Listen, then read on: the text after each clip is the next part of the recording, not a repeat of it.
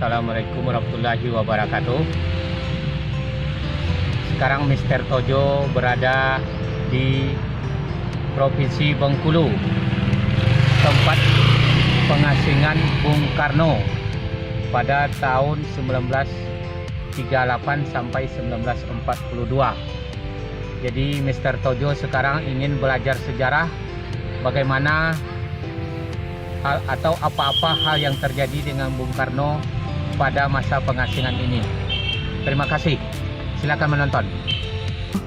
Sekarang Mr. Tojo berada di museum tempat pengasingan presiden pertama kita, yaitu Bung Karno. Di sini adalah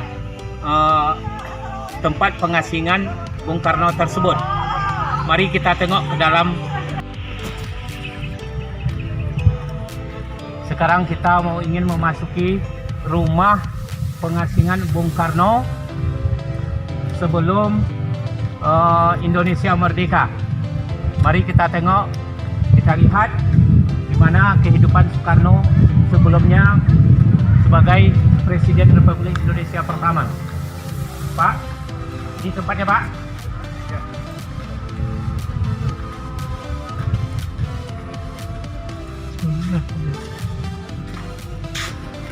Betul enggak? Nah, sekarang Mr. Tojo sudah berada di depan pintu rumah pengasingan Presiden Soekarno. Mari kita lihat ke dalam.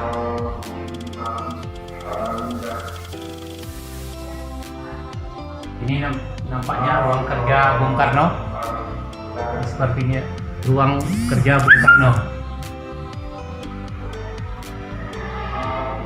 Ya. Ini ada kata-kata bijaksana atau kata-kata mutiara, ujian bagi seorang pemimpin bangsa.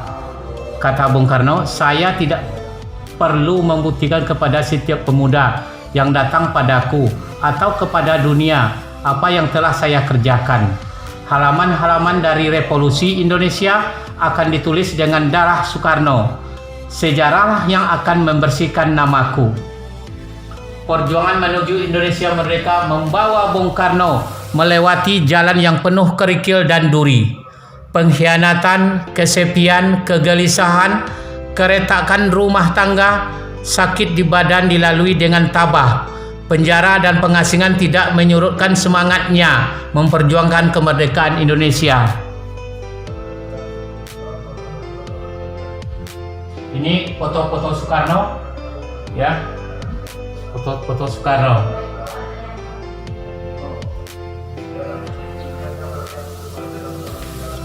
Ini foto-foto Soekarno, bisa kita lihat,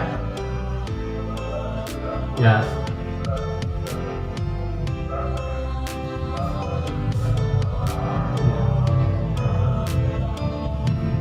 Mari kita masuk ke dalam. Ini ada sebuah juga kata. Ya. Ini nampaknya mereka dibuang namun tak bisa dibungkam. Satu, Dr. Cipto Mangunkusumo. Tuntut aku, siksa aku tiada gentar. Dr. Anjus Haji Muhammad Hatta. Dan di mana kakiku menginjak bumi Indonesia, di sanalah tumbuh bibit cita-cita yang tersimpan dalam dadaku. Tahun 1934. Kemudian Dr. Daus Dekker, jangan pernah sekali-kali menilai nasionalisme seseorang dari suku, ras, dan agama.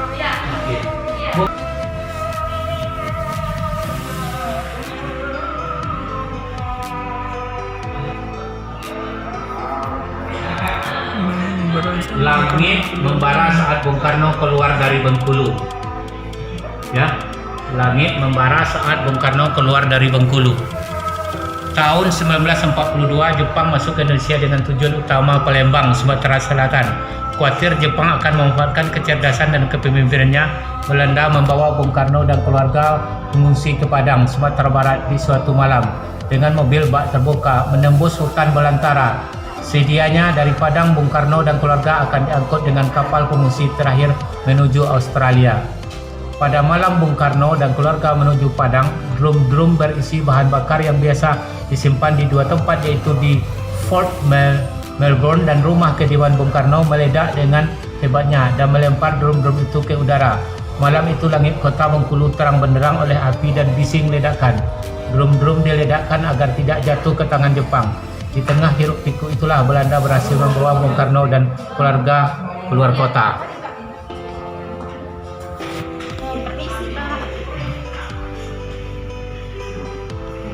Ini kita lihat, ini adalah sepeda milik Bung Karno. Ini adalah sepeda asli milik Bung Karno. Ini ruang tamu, meja-meja dari Bung Karno.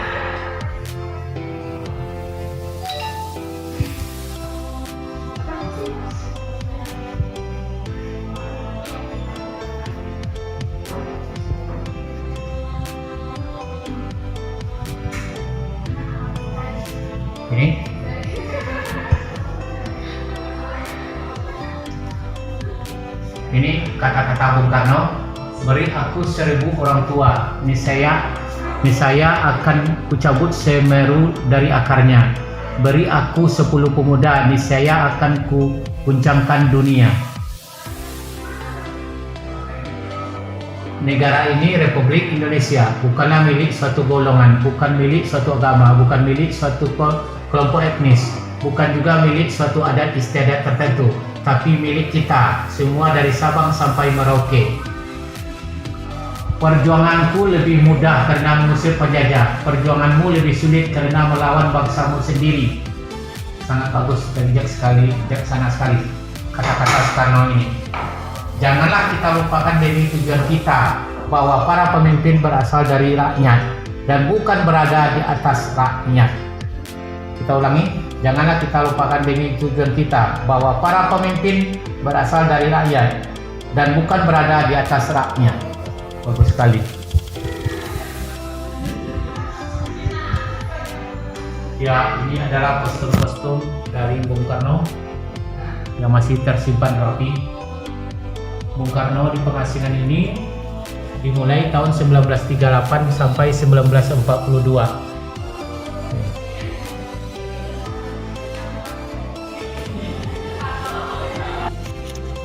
Sekarang kita berada di kamar tidur tempat Bung Karno waktu pengasingan. Ini kamar tidurnya, ya, kamar tidurnya Bung Karno. Ini ruang-ruang pakaiannya, ya, ruang-ruang pakaiannya, kamar pakaiannya. Ya. Ini Inggit Kinasih Soekarno Ratnajwami. Ketika menikah dengan Inggit, Bung Karno sudah mengetahui bahwa istrinya mandul. Karena itu, ketika istri tercintanya meminta izin untuk mengambil anak dari Murtasik, kakaknya, beliau memberi izin dan merasa senang. Pada dasarnya Bung Karno sangat menyukai dan sayang pada anak-anak. Kehadiran Ratnajwami di tengah pasangan Bung Karno dan Inggit membuat suasana menjadi ramai dengan suara teriakan dan tangisan balita. Keduanya sangat menyayangi. Umi panggil kesayangannya. Umi selalu dibawa setia, bahkan ke rapat-rapat pergerakan. Bung Karno ingin menularkan semangat cinta tanah air pada putrinya yang sering dipanggil Kroto, anak semut. Ratnajwami ikut kedua orang tuanya, angkatnya dibuang ke ND. Saat itu usianya sudah 11 tahun. Kehadiran Umi sangat menenangkan jiwa Bung Karno. Bisa dikatakan Ibu Inggit dan Umi lah yang kembali mengangkat semangat Bung Karno yang saat itu mengalami depresi parah. Soekarti adalah anak Atmo Sudirjo, seorang juru akur Dinas Pekerjaan Umum Pemerintah Kolonial Belanda di ND. Sekarang Mr. Tojo berada di Simpang 5 Bengkulu City, tepatnya di Tugu Padmawati, ibu proklamator atau ibu negara presiden pertama kita, istri dari Soekarno-Hatta. Ini adalah patung dari patung Ibu Padmawati sedang menjahit bendera Sangsaka Merah Putih satu hari atau semalam sebelum hari kemerdekaan Republik Indonesia. Bismillahirrahmanirrahim. This is fisherman boat for catching fish in this sea, and many equipments here like paddle, like net and something else. This is for catching fish. Fish used by fishermen every day. Okay, let's see. This is simple only, but very useful. This is simple only, but very useful. Look this well.